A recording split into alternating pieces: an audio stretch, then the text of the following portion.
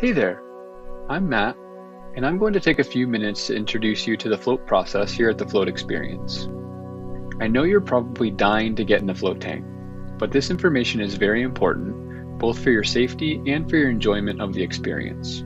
First, let's talk about how to prepare for your float session. Before you head to your float room, it's a good idea to run to the restroom if you haven't done so in the last 10 to 15 minutes. Nothing is worse than having to hop out mid-float to run to the restroom.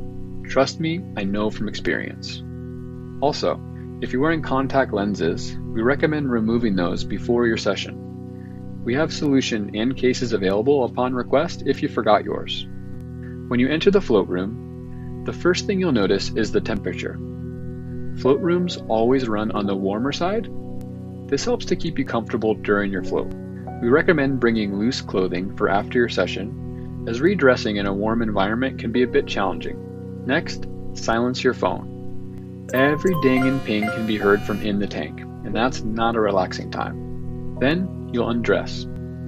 There's no need to bring a swimsuit. Since it could bring pool chemicals or fabric dyes into the float solution, you'll get to float in your birthday suit.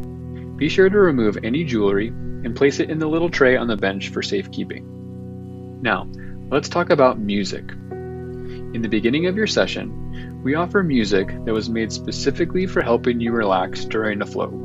It will play for about 10 minutes in the beginning, and then it will slowly fade to silence for the remainder of your float. Once you hear the music turn back on, that's how you know it's time to get out. Don't worry, we will make sure you hear the music. If we think you fell asleep, we will slowly increase the volume. You may even hear a little AC/DC if turning up the volume doesn't wake you. You can also start your float in silence if you'd like. Just let us know before your session, and we'll only play your music when it's time to get out. Now, let's talk about the shower. You're actually going to take 2 showers. But first, if you look under the bench, you'll see there's an extra towel for you, some shower slippers if you'd like to use them, and also some tissues. Next, take a look over at that little shelf next to the shower. On there, you'll find a set of earplugs to keep the salt water out of your ears, a packet of non-petroleum jelly to protect small cuts, makeup remover, and some cotton swabs for after your session. I recommend putting your earplugs in before your first shower. Since your ears are dry, they will stay more snug in your ears. I'd highly recommend using those, especially if you tend to get swimmer's ear or have other ear issues. Now, your first shower is all about getting your hair and body clean, so you're just going to use the first 2 products, body wash and shampoo only, no conditioner. Be sure to use the washcloth all over and scrub any areas where you've applied products like lotion or deodorant. If you're wearing cosmetics or thick skincare products, use the makeup remover that's provided to remove it before your shower. Then, wash the day away and get everything as clean as possible.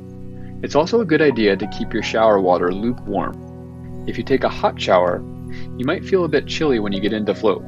The water and air are both kept at 94 degrees, so it's the same temperature as your skin. If you stay still, you might even lose track of where your body ends and the water begins, which is a super cool sensation. After your first shower, there's no need to dry off, but I'd highly recommend using the towel provided near the shower to dry your face.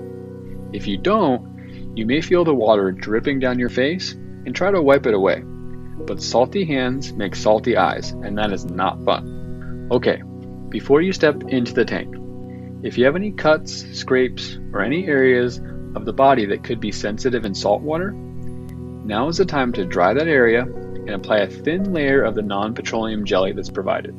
Just apply a thin layer on the surface of the skin, and if you're not sure, you'll find out really quickly. Most of the time, the stinging goes away after a few minutes, but if it doesn't, hop back out, take a quick rinse, dry that area, and apply a thin layer of jelly to prevent it from stinging.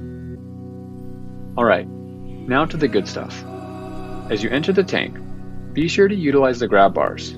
While it may look like regular water, there's over 1,000 pounds of Epsom salt in there.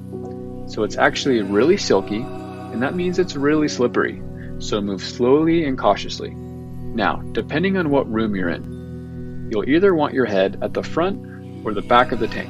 If you're in rooms 1 or 2, your head will be towards the front of the tank. And if you're in rooms 3 or 4, your head will be towards the back, as it makes it much easier to get in and out of the tank. Let's take a moment to get to know what's inside your tank. First, if you're in rooms 1 or 2, you'll see a blue light towards the back of the tank. You're in control of that light, with the light control located to your right or left. Simply push the button once and the light will turn off. Press it again and it will turn back on. Now, on the opposite side of the light control, you'll see a grab bar. On top is a bottle with fresh water. If you get any salt in your eyes during your session, you can use that fresh water to rinse out your eyes. Just next to the grab bar, you'll find a small shelf with a blue ring called a halo. You can put this behind your head like a pillow if you have any tension in your neck during your float. If you're in rooms 3 or 4, there isn't any light controls in your tank. However, if you'd like to see some light from the room, you can place an extra towel in front of the tank door like this. Also, for rooms 3 and 4, your water bottle is located in a cup holder on the outside of the tank door, and your float halo will be hanging in the shower. Okay, now let's chat about a few ways to make your floats more enjoyable. Technically, there's no wrong way to float, but you'll probably want to try a few different positions to find out what's most comfortable for you. Some prefer their hands out by their sides, others prefer their hands above their head, across their chest, or maybe one or both hands on their belly like they're laughing. You can even try a few yoga poses while you float if that's your thing. My favorite is with my hands above my head like this. It's a great position if you hold tension in your neck or shoulders. Once you're comfortable, I'd recommend staying still. Moving around a lot can make you feel a bit chilly and also makes it more difficult to relax.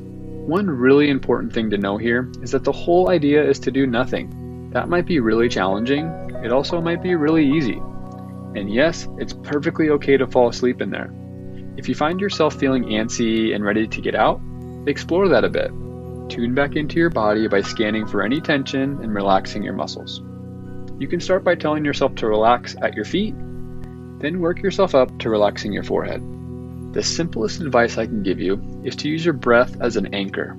If you're antsy or your mind is running, you can always bring your attention back to your breathing. It's very helpful in the tank. You can get out at any time, but we encourage you to stay until the end when the music turns back on. And don't worry, if you fall asleep, we can wake you. If you need to exit the tank to use the restroom, make sure to shower first. You can utilize the robe on the back of the door, and then shower again if you're going back into the tank. Now, when the music turns back on, signaling the end of your session, you might need to come to your hands and knees before standing. Take your time and use the grab bars. Remember, it's slippery. Before exiting the tank, be sure to squeegee as much of the salt water off your body back into the tank. This helps keep all that salt in the tank and not all over the floor. Salt is very corrosive. Now, you'll take another shower to rinse off all the salt water. Feel free to use conditioner at this time if you'd like. You may use any products provided, but please refrain from using scented products after your session in order to keep the room a scent-free room. After you redress, just leave your towel, halo, and other items used in the shower. We'll take care of all that for you. Before you leave, feel free to grab some water or hot tea in our lounge area, or take a few minutes to reflect in our post-float journal. That moment of reflection on your experience and how you feel afterwards can make a huge difference. And now for the sad part, what to do when it's time to leave. Most of our members prefer to pre-book their next session on the way out. 1 to 2 floats a month is a great way to manage your stress, recover your body, and maintain optimal health. This is the easiest way to keep up with your float practice. If you have any questions about our different float programs, please be sure to ask us before you leave. Now, it's time for you to go float. If you have any questions before you start, please be sure to ask your float guide as they show you to your float room. Enjoy your float!